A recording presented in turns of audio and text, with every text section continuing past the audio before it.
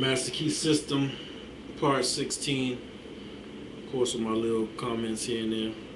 So it's not really the book. You gotta go get the book to really know what it says verbatim. I'm close, but I'm not verbatim. I paraphrase sometimes. Part 16. The vibratory activities of the planetary universe are governed by a law of periodicity. Everything that lives has periods of birth, growth, fruitilage, and decline. Okay, here's one of my comments. You know, in tests, when we hit a word everything, usually that's the wrong answer. So, okay, back to the text. These periods are governed by the septimal law. But then again, that's all the perception, so that may be true depending on how you perceive that. The law of sevens governs the days of the week, the phases of the moon, the harmonies of sound, light, heat, electricity, magnetism, atomic structure. It governs the life of individuals and of nations. And it dominates the activities of the commercial world. Life is growth, and growth is change. That's the key.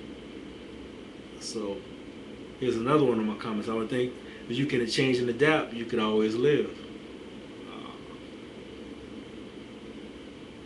You can always grow because if growth is change, you can change, you can grow.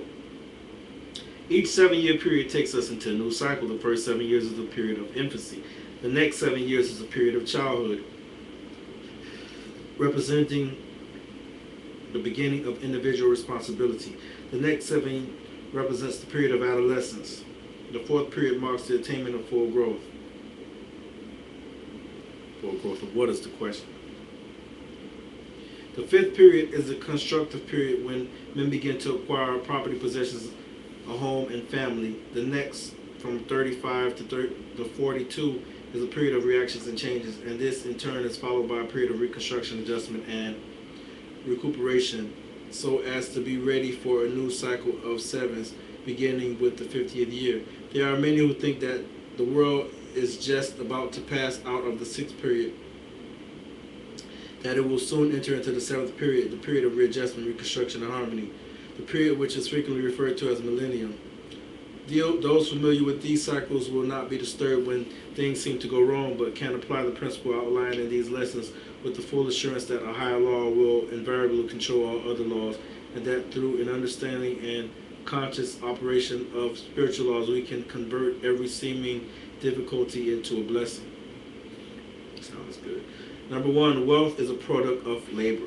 Capital is an effect, not a cause. A servant, not a master. A means, not an end. 2, the most common accepted definition of wealth is that it consists of all useful and agreeable things which possess exchange value. It is this exchange value which is the predominant characteristic of wealth. Number 3, when we consider the small addition made by wealth to the happiness of the possessor, we find that the true value consists not in its utility but in its exchange. 4, this exchange value makes it a medium for securing the things of real value whereby our ideals may be realized. 5, wealth should then never be desired as an end but simply as a means of accomplishing an end.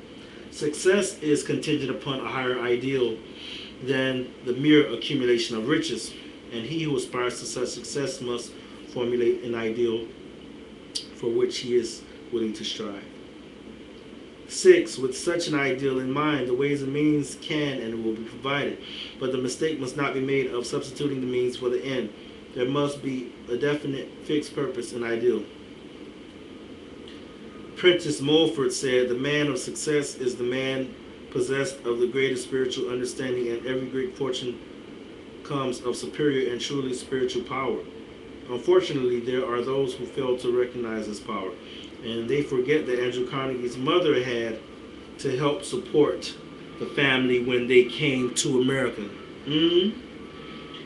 That Harriman's father was a poor clergyman with a salary of only $200 a year, that Sir Thomas Lipton started with only 25 cents. These men had no other power to depend upon, but it did not fail them. 8, the power to create depends entirely upon spiritual power. There are 3 steps: idealization, visualization, and materialization. Every captain of industry depends upon this power exclusively. In an article in Everybody's Magazine, Henry M. Flagler, the Standard Oil multimillionaire, admitted that the secret of his success was his power to see a thing in its completeness.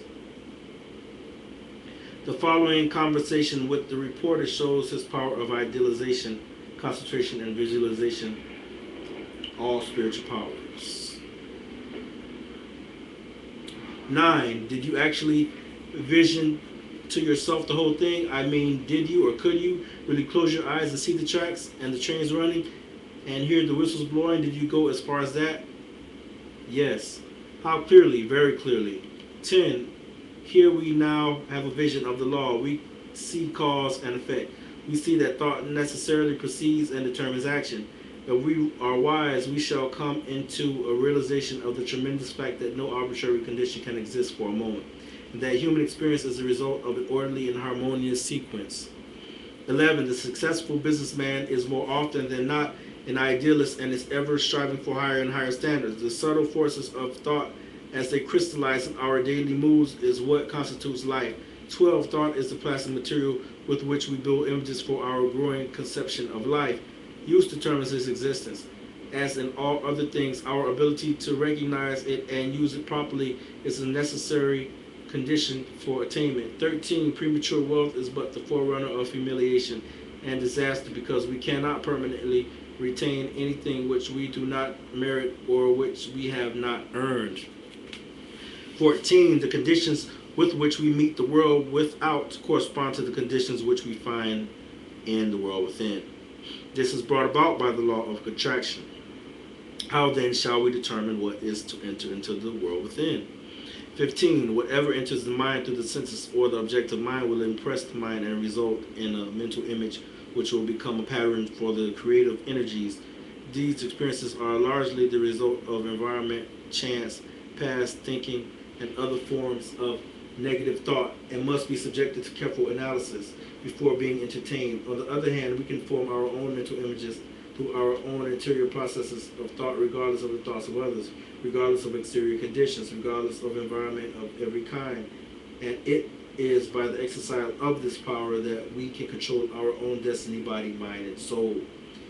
16. It is by the exercise of this power that we take our fate out of the hands of chance and consciously make for ourselves the experiences which we desire, because when we consciously realize a condition, that condition will eventually manifest itself in our lives. It is therefore evident that in the last analysis, thinking is the one great cause in life.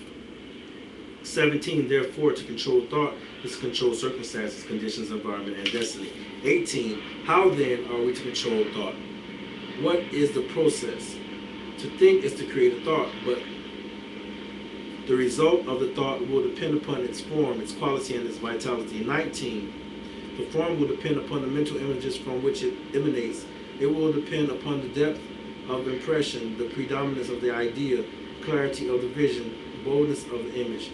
20. The quality depends upon the substance, and this depends upon the material of which the mind is composed. If this material has been woven from thoughts of vigor, strength, courage, determination, the thought will possess these qualities. 21. And finally, the vitality depends upon the feeling with which the thought is impregnated. If the thought is constructive, it will possess vitality. It will have life. It will grow, develop, expand. It will be creative. It will attract to itself everything necessary for its complete development. 22. If the thought is destructive, it will have within itself the germ of its own dissolution. It will die, but in the process of dying, it will bring sickness, disease, and every other form of discord. 23. This we call evil, and when we bring it upon ourselves, some of us are disposed to attribute our difficulties to a supreme being, but this supreme being is simply mind in equilibrium. 24. It is neither good nor bad. It simply is. 25. Our ability to differentiate it into form is our ability to manifest good or evil. 26. Good and evil, therefore, are not entities. They are simply words which we use to indicate the result of our actions, and these actions are in turn predetermined by the character of our thought. 27. If our thought is constructive and harmonious, we manifest good. If it is destructive and discordant, we manifest evil.